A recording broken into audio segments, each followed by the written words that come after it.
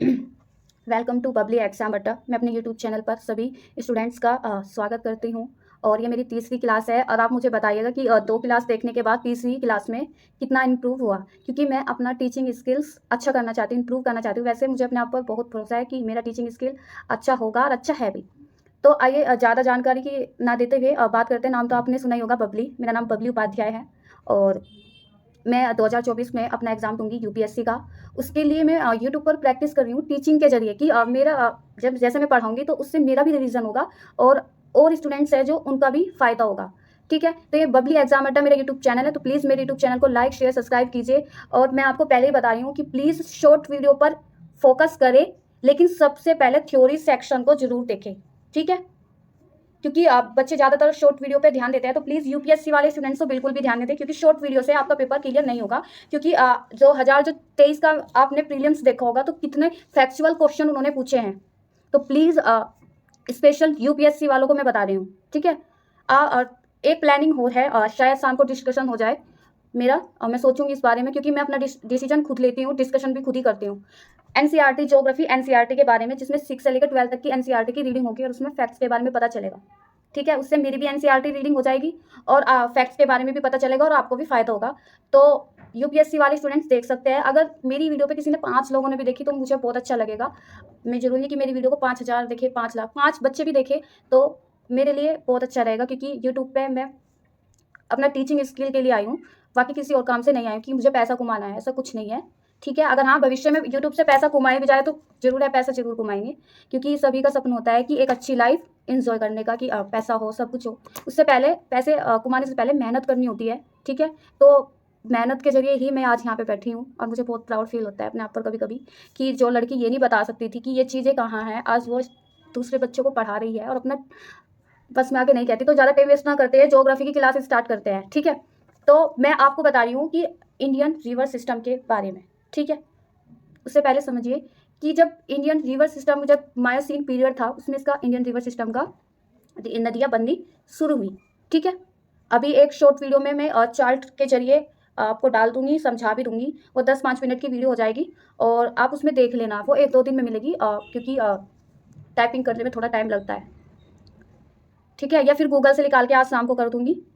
तो बात करते हैं रिवर सिस्टम के बारे में। हमारे भारत में 2 तरह से नदियाँ उद्गम होता है, 2 तरह से उसका विसर्जन होता है। ठीक है, जब हम समुद्र में जल के आधार पर, अगर समुद्र के जल के आधार पर हम विसर्जन करें तो एक अरब सागर में गिरती है, एक बंगाल की खाड़ी में गिरती है। अब आप बताइए अरब सागर क्या है और बे ऑफ बंगाल क्या है, बताइए। देखिए मैं एक बार निकाल लीजिए, 1 मिनट।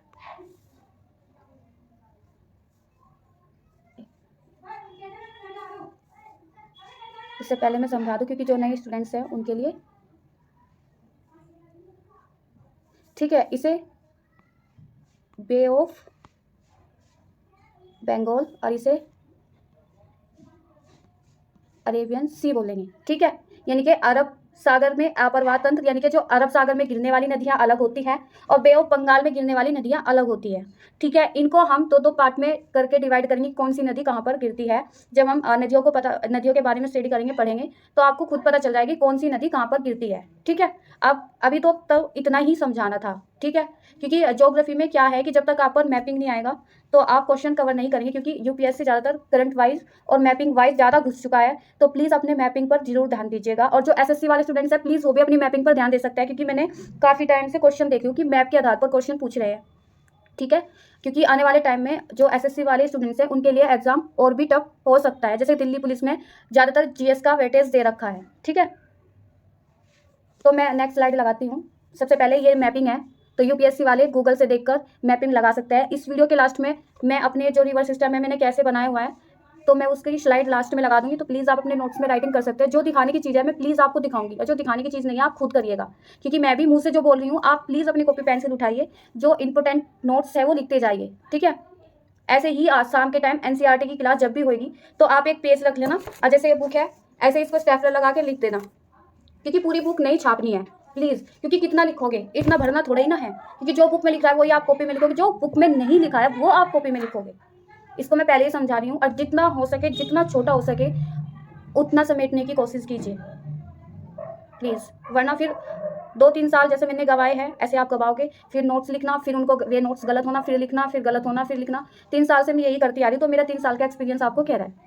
तो आप इस मैपिंग को गूगल से निकाल सकते हैं, या फिर आपके पास एटलस होगी ऑक्सफोर्ड की, और प्लीज़ एटलस इंग्लिश में देखिए, चाहे वो हिंदी माध्यम वाले स्टूडेंट्स हो या फिर इंग्लिश वाले, ठीक है। और जिसके पास हिंदी की एटलस है तो प्लीज़ छोटे बच्चे हैं ना 6, 7, 8 क्लास वाले, उन्हें दे दीजिए, क्योंकि वो उसके लिए फ़ायदेमंद नहीं है।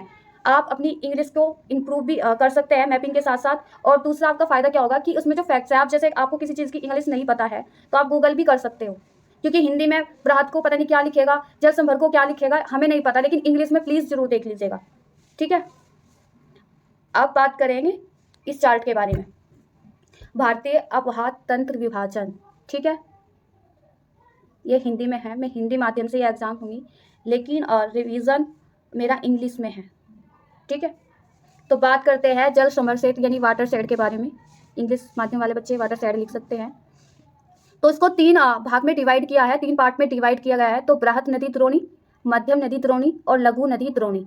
तो बृहत नदी कितनी किसे कहते हैं, मध्यम नदी द्रोणी क्या है, लघु नदी द्रोणी क्या है, यानी कि जो हम बृहत की बात करें तो जो 20,000 किलोमीटर से जिसका ज़्यादा एरिया है, 20,000 किलोमीटर से ज़्यादा जिसका एरिया है, उसे हम बृहत नदी द्रोणी बोलेंगे। दूसरा है मध्यम, प्लीज़ नो मैंने शॉर्ट में लिख रखा है। मध्यम की बात करें तो मध्यम द्रोणी वो है जो 2,000 से 20,000 तक एरिया है जिसका, ठीक है। अभी मैं बताऊंगी वाटर शेड किसे कहते हैं, पहले इसे समझिएगा, ठीक है। फिर तीसरा है लघु नदी द्रोणी, जिसका 2,000 से कम एरिया है, उसे लघु नदी द्रोणी कहते हैं। इतनी बात समझ में आई। स्टेटमेंट्स लिख सकता है यूपीएससी। मैं आपको एक स्टेटमेंट बोलती हूँ, चलो आप ये भी बता दीजिए। इसी क्वेश्चन को यहीं के यहीं कवर कर दिए, यहीं के यहीं खत्म करिए, ठीक है। बृहत नदी द्रोणी का एरिया 20,000 किलोमीटर से कम होता है। बताइए स्टेटमेंट यस है या नो है, तो आप कहेंगे नो। क्यों? ज़्यादा है, ठीक है। ज़्यादा कम, हर एक छोटे छोटे पॉइंट पर ध्यान रखना यूपीएससी वाले स्टूडेंट्स, ठीक है। अब जल समर क्षेत्र किसे कहते हैं, किसे कहते हैं, वाटर शेड। वाटर शेड और छोटी नदी यानी नालों के जैसे छोटी छोटी नदी होती है ना, ये वाली छोटी छोटी नदी होगी, ठीक है। फिर इससे निकल रही है, इससे निकल रही है, जैसे इससे निकल रही है, इससे निकल रही है, नाले हो गए, यहाँ पर नाले हो गए, ठीक है।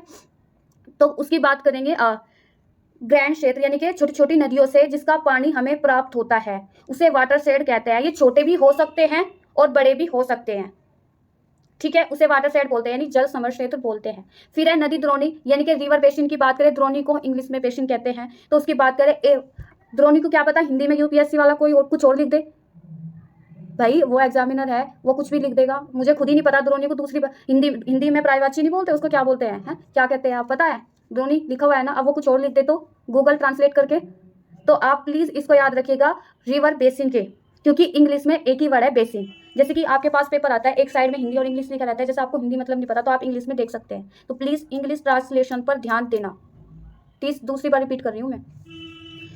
इसमें जो बड़ी बड़ी नदियाँ हैं उसकी सहायक नदी से जल ग्रहण क्षेत्र को नदी बेसिन कहते हैं, यानी कि बड़ी बड़ी जो नदियाँ होती है और बड़ी बड़ी नदियों से जो पानी प्राप्त होता है, वाटर प्राप्त होता है, जैसे कि मैंने इसी एग्जाम्पल में देख लो, ये सहायक नदी हो गई, इससे हमें पानी प्राप्त हो रहा है, ठीक है, उसे नदी बेसिन कहते हैं। बड़े क्षेत्र में ही होता है, बेसिन हमेशा बड़े क्षेत्रों में ही होता है। एक नदी बेसिन में बहुत सारे वाटर शेड हो सकते हैं, एक नदी बेसिन में बहुत सारे वाटर शेड हो सकते हैं, ये एनसीईआरटी में लिखा हुआ है, ठीक है। फिर अब बात इसी स्लाइड को समझिएगा, पहले ये थ्योरी सेक्शन है, ठीक है, इसी स्लाइड को समझिए। और जो ये नदी रिवर सिस्टम के जो आबहवा भारतीय आबहवा तंत्र हुआ है, किसी भी आबहवा तंत्र हुआ तो ये मायोसीन समय के टाइम पे हुआ, ठीक है। फिर कुछ नदी है इसमें अरब सागर में गिरने वाली, यानी कि समुद्र जल विसर्जन, यानी कि जो समुद्र में अपना पानी गिराती है, सागर में अपना पानी गिराती है, वे नदियाँ 2 भागों में डिवाइड की हैं। एक है अरब सागर यानी कि अरेबियन सी, दूसरा है बे ऑफ बंगाल यानी कि बंगाल की खाड़ी में गिरने वाली नदियाँ, और फिर एक अरब सागर के में गिरने वाली नदियाँ, ठीक है। जैसे कि मैंने अभी अपनी स्लाइड पर बताया था, अभी ये वाली बे ऑफ बंगाल और अरेबियन सी, ठीक है, समझ आया। दो समुद्र जल विसर्जन के आधार पर 2 भागों में अरब सागर की नदियाँ डिवाइड किया है। अरब सागर में अपर्वाह तंत्र और बंगाल की खाड़ी में अपर्वाह तंत्र, ठीक है। फिर है उद्गम के क्षेत्र, यानी कि जहाँ पर उद्गम होता है उनका, ठीक है, ओरिजिन होता है जहाँ पर, वे उसे भी 2 पार्ट में डिवाइड किया गया है, हिमालय अपवाह तंत्र और प्रायद्वीपीय अपवाह तंत्र, ठीक है। यानी कि आप खुद देखिएगा कि हमारी जो रिवर है, रिवर सिस्टम है, वो कैसे डिवाइड किया है। मैंने एक थ्योरी बताई थी ना अभी 2 दिन पहले, टर्शियन पीरियड वाला टाइम बताया था, जिसमें नदी क्या हिमालय से निकली, नदी का निर्माण हिमालय के आसपास से हुआ, फिर वो अपने सेलिमेंट लेके आई, फिर वो अपने सेलिमेंट को इकट्ठा करती गई, आज जिससे प्लैंस बनने शुरू हुए। तो नदियाँ हमारे अगर मेंस की बात करें यूपीएससी वाले स्टूडेंट्स, तो नदी हमारे जो क्षेत्र है वो किस तरह से प्रभावित करती है, जो नदी वाले क्षेत्र है, आर्थिक रूप से भी हमको प्रभावित करती है, ठीक है, राजनीतिक यानी कि बॉर्डर का भी काम करती है, हमें से बहुत सारे चीज़ें प्राप्त होती है, बहुत फायदा है, हमारी भूमि उपजाऊ होती है, एग्रीकल्चर क्षेत्र होता है, जो एरिया होता है उसमें भूमि उपजाऊ होती है। तो ये काम करती है हमारी इंडिया की रिवर सिस्टम। और वर्ल्ड रिवर सिस्टम बाद में पढ़ेंगे, मैं पहले ही बोल रही हूँ, कोई मैसेज ना करे, पहले हम पूरा इंडिया को खत्म करेंगे। अब इतना समझ में आया इस स्लाइड में, ठीक है। अब छोटी छोटी बात करेंगे कि हिमालयस नदी के बारे में हम कल बात करेंगे। सबसे पहले हम अरब सागर अप्रवाह तंत्र की बात करेंगे, तो प्लीज़ आप अपनी कॉपी में नोट करिएगा, ठीक है। अरब सागर में गिरने वाली नदियाँ कौन कौन सी है, तो सबसे पहले नंबर पर लिखिए कॉपी में, जो इधर साइड से गिरती है, ठीक है, इधर साइड वाली नदियाँ, ठीक है, अरेबियन सी, ठीक है, अरब सागर। तो सबसे पहली नदी है सोम, जाखम, चवाई, लूनी नदी इंपॉर्टेंट है। ये कहाँ से निकलती है, कहाँ इसका ओरिजिन होता है और कहाँ पर इसके सब कहाँ पर निकलती है, किस किस क्षेत्रों में होकर जाती है, ये आपका खुद का होमवर्क है। तो आप खुद अपने नोट्स में लिखिए सोम, जाखम, जवाई, लोनी, साबरमती, माही, नर्मदा, तापी, मांडवी, ज्वारी, शरावती, भरतपूजा, गंगावेली और पेरियाल, ये नदी है। आप अपने स्किप कर करके नोट्स में मेरी आवाज़ को स्किप करके लिख सकते हैं। तो इसमें आपका होमवर्क है, ये सभी नदी एक साइड में नदी लिखोगे और फिर ये कहाँ से निकलती है, कहाँ पर अपना कौन सी नदी में मिलकर, यानी कि किस नदी की सहायक नदी है, और ये आपको तो पता ही है कि अरेबियन सी में अपना जल गिराती है, ठीक है। ये आपको खुद का होमवर्क है, तो अपना थोड़ा होमवर्क खुद कीजिएगा, ठीक है। अब मैं थोड़ी थोड़ी इन्फॉर्मेशन दे देती हूँ, ठीक है। जो इम्पोर्टेंट नदी है भादर, गुजरात के राजकोट से निकलकर अरेबियन सी में अपना जल गिराती है। फिर है सतराची, ये उदयपुर से गुजरात के अमरेली जिले से जल निकालकर खंबात की खाड़ी में अपना जल गिराती है। फिर है उदयपुर से निकलने वाली साबरमती है, उदयपुर से यानी कि उदयपुर राजस्थान के निकट अरावली पर्वतमाला से निकलकर गुजरात जाते हुए खंबात की खाड़ी में अपना जल गिराती है। फिर है माही नदी, है मध्य प्रदेश के धार जिले से विंध्याचल पर्वत पर से निकलकर ये अपना प्रवाह मध्य प्रदेश, राजस्थान और गुजरात के राज्यों में से इसकी सहायक नदी निकलती है। ऐसे से करके आप नोट्स में लिख सकते हैं, ठीक है। तो सबसे पहले एक बात और ध्यान रखिएगा कि जो नदी बार बार पूछी गई है आप उसी का रिवीजन करो। अब जो पहले पूछ चुका है ना वो दोबारा से नहीं पूछता, चाहे वो एसएससी हो, चाहे वो यूपीएससी हो, चाहे वो किसी भी स्टेट्स का एग्जाम है, लेकिन हम उन प्रीवियस क्वेश्चन से देख सकते हैं कि क्या उसका लेवल है, ठीक है। तो मैं फिर से नदी के बारे में जिक्र करती हूँ जो अरेबियन सागर में जाकर गिरती है। सोम, जाखम, जवाई, लूनी, साबरमती, माही, नर्मदा, मांडवी, तापी, ज्वारी, शरावती, भरतपूजा, गंगावेली और पेरियाल, ठीक है। अब सबको पता है नदी अपना पानी है, जो जल है वो अरेबियन सी में जाकर गिरती है, तो इसकी ये कहाँ कहाँ से होकर गुजरती है, तो ये आपको खुद का होमवर्क है, आप खुद करिएगा। आज मैं बताऊँ नोट्स ऐसे बनते हैं जैसे मैंने बनाए शॉर्ट, ठीक है।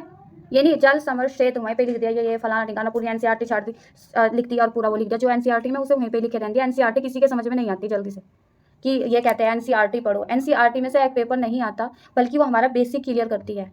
और एनसीईआरटी इतनी टफ भी है कि अच्छे से अच्छा बच्चा नहीं पकड़ पाता। तो प्लीज़ जब भी आप एनसीईआरटी की रीडिंग करो तो सबसे पहले यूट्यूब पर बहुत सारे चैनल है जो एनसीईआरटी को पढ़ाते हैं, तो जिस भी टीचर से आपको एनसीईआरटी समझ में आए तो प्लीज़ आप कर लीजिएगा।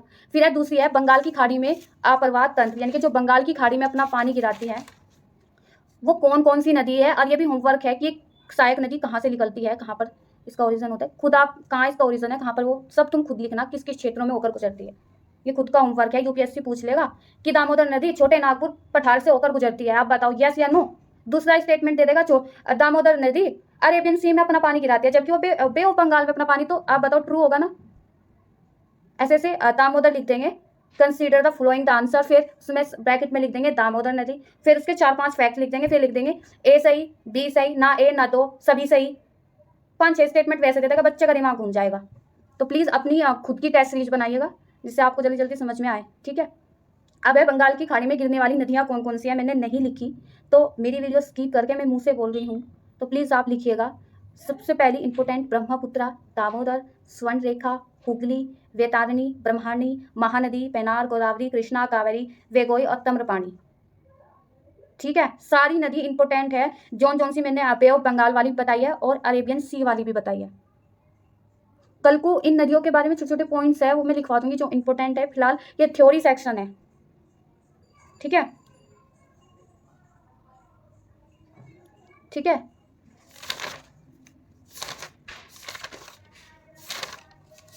ये मेरे खुद के नोट्स हैं, मैं आपको भेज दूंगी। और फिर है दूसरा है हिमालय अपरवाह तंत्र। चलो आज इसे भी कवर कर लीजिए, हिमालयी अपरवाह तंत्र, ठीक है। हिमालय अपरवाह तंत्र को भी तीन नदियों रिवर सिस्टम में बांटा गया है। Indus river system, Ganga river system और ब्रह्मपुत्रा रिवर सिस्टम, ठीक है। हिमालयी अपरवाह तंत्र यानी कि हिमालय रिवर सिस्टम को भी 3 पार्ट पे डिवाइड किया गया है। सबसे पहला है, एक मिनट लिखवाई दूँ, ठीक है,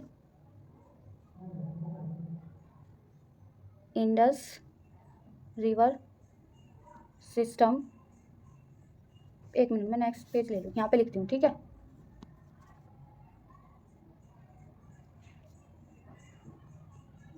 रिवर सिस्टम पहला हो गया, दूसरा होगा Ganga river system, Ganga river system, third होगा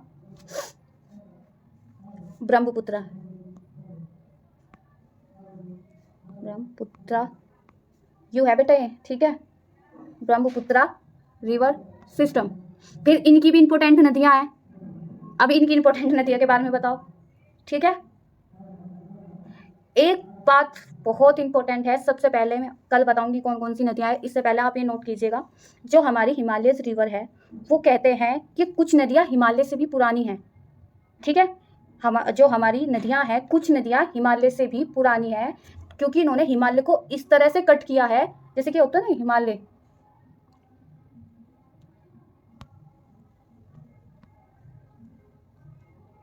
ये हिमालय हो गया, ठीक है। अब इन्होंने हिमालय को इतना गहरा कट करके ये नदियां निकली है, तो कुछ जो ज्योग्राफर है उनका कहना है कि ये हो सकता है बहुत पुरानी है हो कुछ नदियां, क्योंकि इतना मतलब नहीं बैठता कि इतना गहरा वो हिमालय को काट सके, ठीक है। तो उसमें क्या हुआ है, कौन कौन सी नदियां हैं, इंडस, सतलज, अलकनंदा, गंडक, कोशी और ब्रह्मपुत्रा, ठीक है।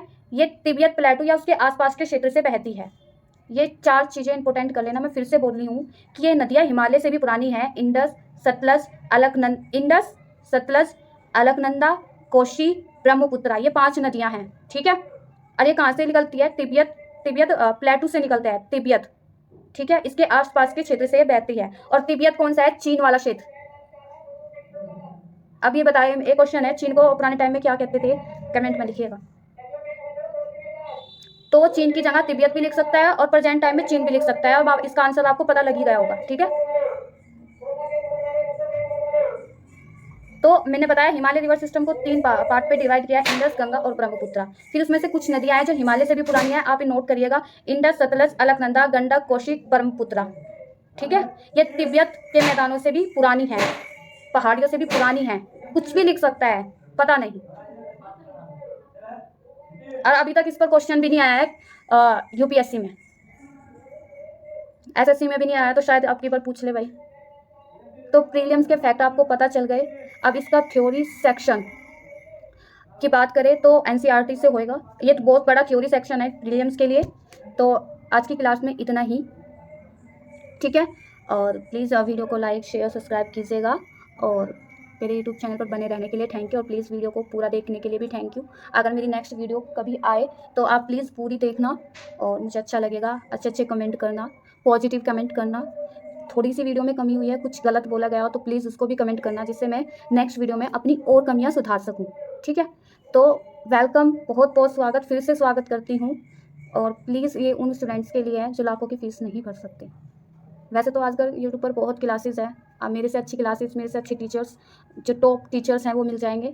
लेकिन मैं फिर से बताना चाहती हूँ, मेरा यूट्यूब पर आने का मतलब यही है, मेरा खुद का रिवीजन बस। तो थैंक यू वेरी मच।